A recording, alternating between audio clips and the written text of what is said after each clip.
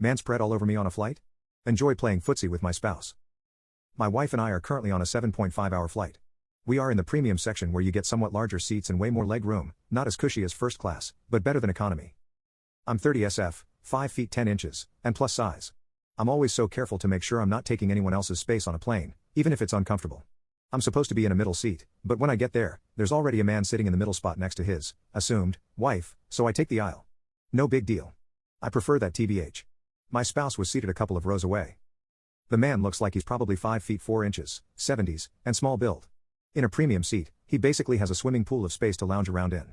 So tell me why the hell this man took my entire armrest and 3 to 4 of my space, had his entire body pressed against mine despite me seeing he had room between him and his wife?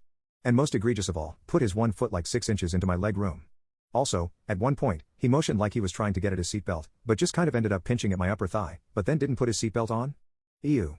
He also had AirPods in and seemed to be pretending to sleep, plus being a woman sitting along means I don't trust how he'd react if I said something. My first step was to put my foot exactly on the border of my seat when he readjusted, so he couldn't take the space back. But he put his foot directly against mine, and every 20 seconds or so he would bump his foot against mine.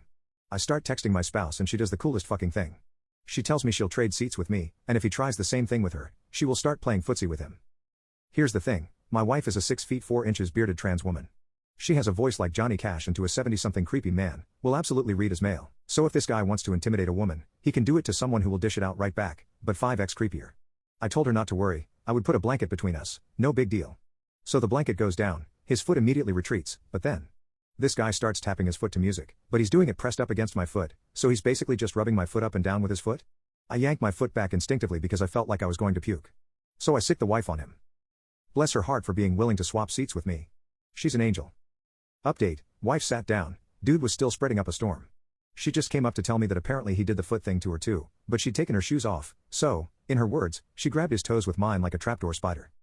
Wouldn't you know it? The man suddenly developed the miraculous ability to keep his feet to himself. Hallelujah. I absolutely could have spoken to him, but I have PTSD from men being worse than creepy, and I know my default response is to freeze up and get too anxious to say anything. If he'd blown up at me or started being even worse, I'd have gone from creeped out and annoyed to having the worst fucking day really fast. Plus, I try not to beat myself up for my reactions to other people's bad behavior as long as I'm not hurting anyone. Also, I put this in a comment, but if someone is weird enough to pinch my thigh and rub their feet on me, I no longer know where their line is.